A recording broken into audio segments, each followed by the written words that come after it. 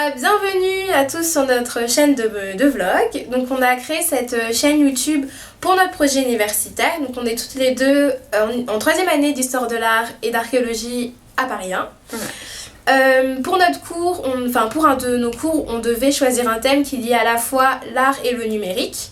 Donc voir à quel point le numérique a pu changer les façons de voir l'art. Et donc pour ce cours, on a choisi la troisième scène de l'Opéra de Paris. Donc on a choisi ce thème-là pour plusieurs raisons qu'on vous détaillera après. Et donc avant de commencer vraiment l'histoire ce qu'on a fait, et ben on va se présenter sur la forme d'un FAQ.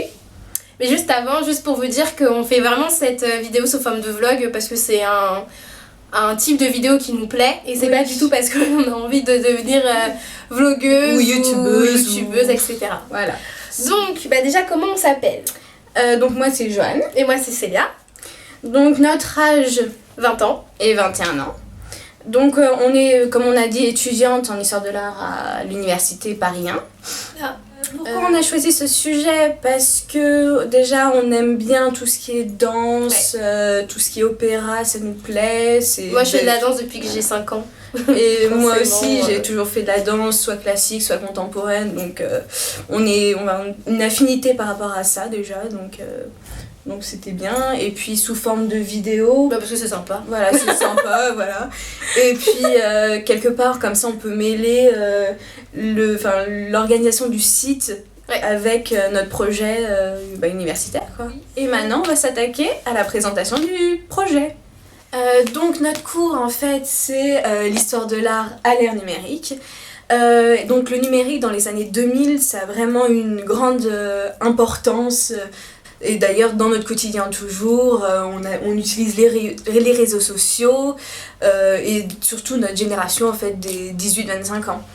Et donc en fait ce cours nous permet de voir comment le tournant du numérique et du web 2.0 a fait évoluer les musées dans leur façon de travailler, de se montrer à un large public et de communiquer surtout. Et donc c'est dans cette tendance de renouveau identitaire que l'Opéra de Paris se place et développe justement la troisième scène. Du coup on remarque déjà que la troisième scène se veut novatrice, j'aurais pas dû faire ça, comme un nouveau visage donc des deux opéras qui sont l'opéra Garnier et l'opéra Bastille, qui sont alors présents physiquement sur le sol parisien. Et du coup la troisième scène va venir compléter et venir s'ajouter au rayonnement de l'opéra en étant présent virtuellement partout dans le monde. Oui, et donc en fait la troisième scène, elle est née d'une collaboration entre plusieurs acteurs. Donc il y a par exemple Dimitri Chambla qui est le directeur artistique de la troisième scène, Benjamin Millepied qui est le directeur de la section danse de l'Opéra de Paris. Et donc tous les deux sont donc des danseurs et par conséquent des artistes. Dimitri Chambla était élève à l'Opéra de Paris et chorégraphe, danseur contemporain et producteur. Quant à Benjamin Millepied, il est chorégraphe, il fait partie des étoiles de New York City Ballet et a participé comme consultant au film Black Swan en 2009. Donc on voit déjà que ces deux personnes sont vraiment dans leur parcours même, et on le verra parce qu'on a fait une interview de Dimitri Chambla. Et du coup, c'est vraiment deux personnalités et deux parcours qui vont nous éclairer sur le fonctionnement de la troisième scène. Et du coup, il nous faut quand même citer la personne la plus importante quand même dans ce projet-là. C'est du coup le directeur de l'Opéra de Paris, qui est Stéphane Lissner et qui a été nommé en 2014. Et c'est lui qui va directement nommer en fait Benjamin Millepied parce qu'ils arrivent du coup un petit peu à la même époque. Donc dès sa nomination, on voit que Benjamin Millepied a vraiment insisté sur le fait qu'il a la volonté donc de faire venir à l'opéra des compositeurs, des plasticiens contemporains, comme si cela n'avait jamais eu lieu les 20 années précédentes. On peut alors dire qu'il s'engage déjà dans un renouveau, un changement et une évolution de la communication du musée vers un public beaucoup plus large de professionnels et d'amateurs. Comment ça s'est passé ? Donc c'est un projet qui est vraiment sorti le 15 septembre 2015 et donc dans la programmation 2015-2016, on voit donc les choses habituelles, donc on a des spectacles, des concerts et des opéras. Et en fait, on aperçoit donc déjà sur la page du site même le mot marqué troisième scène. Du coup, les habitués qui vont régulièrement sur le site oscillent alors entre curiosité et étonnement. Donc sur le site de la troisième scène, il suffit vraiment de cliquer pour comprendre de quoi il s'agit et ce qui se cache derrière justement ce nom de troisième scène. Parce que c'est un site hyper interactif, hyper intuitif en fait. Oui. On a vraiment sur la barre de menu marqué la programmation et marqué troisième scène qui nous renvoie du coup directement par un lien interne au site à une page créée pour la troisième scène. Voilà. Spécialement pour la troisième scène. Et donc en fait on peut trouver un trailer justement de présentation de la troisième scène et qui joue vraiment son rôle. Et en gros il nous montre vraiment la création artistique des projets qui vont être développés sur le site de la troisième scène. Avec ce trailer, on rentre vraiment dans le bain créatif et toute la nouveauté du projet de la troisième scène qui nous a toutes les deux plu. Et aussi, dans tout notre exposé, on va des fois mettre des citations. Vous vous en rendrez peut-être pas compte, mais du coup, on va les mettre en barre d'outils après, ainsi qu'une référence bibliographique, enfin surtout webographique du coup. Voilà, oui, donc, des articles voilà. Donc on vous invite à aller regarder le trailer et on se retrouve juste après. Donc pourquoi le nom de la troisième scène donc les créateurs l'ont désigné pour justement faire la continuité entre les deux scènes de l'opéra existante, l'opéra de Garnier et l'opéra Bastille. La troisième scène, c'est pas exclusivement une plateforme numérique, mais c'est aussi un lieu de communication et un lieu de partage. Et donc toutes ces informations de partage et de communication sont le fil conducteur vraiment de la troisième scène, donc du site internet de la troisième scène. Et en fait c'est une scène qu'il faut considérer à part entière, c'est pas une scène au sens physique, voilà. Une scène sur laquelle on danse, c'est vraiment...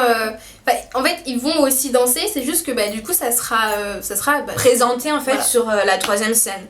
Et donc, c'est un site internet donc virtuel, mais ça permet en fait une grande ouverture internationale et de communiquer avec le monde entier. Et on peut dire que du coup, la scène, on peut la définir comme c'est la toile en fait, c'est la toile d'internet tout à fait. Sur laquelle tout va circuler dans le monde. Donc, pour conclure un peu sur l'élaboration du projet, on peut dire que la troisième scène, du coup, c'est une place de création et d'innovation et une plateforme virtuelle. Comme on l'a trouvé du coup écrit dans l'article du Télérama. On vous met en dessous. Oui, juste en dessous. Donc, ce projet s'inscrit comme beaucoup de projets depuis qu'on étudie du coup le numérique, les musées, les institutions. C'est une idée qui va revenir vraiment souvent d'une volonté du coup de renouveau et de changement, mais pour qui? C'est pour un large public, un public du coup qui sera beaucoup plus éclectique, mais du coup représentera beaucoup plus la population réelle. Et donc c'est ce qu'on appelle un mouvement de démocratisation de la culture. Et cette démocratisation se fait du coup grâce au numérique, essentiellement sur internet, parce qu'on remarque que rares sont les musées ou les institutions artistiques et culturelles à ne pas avoir d'une part un site internet. Ouais, aujourd'hui surtout. Donc voilà, aujourd'hui c'est vraiment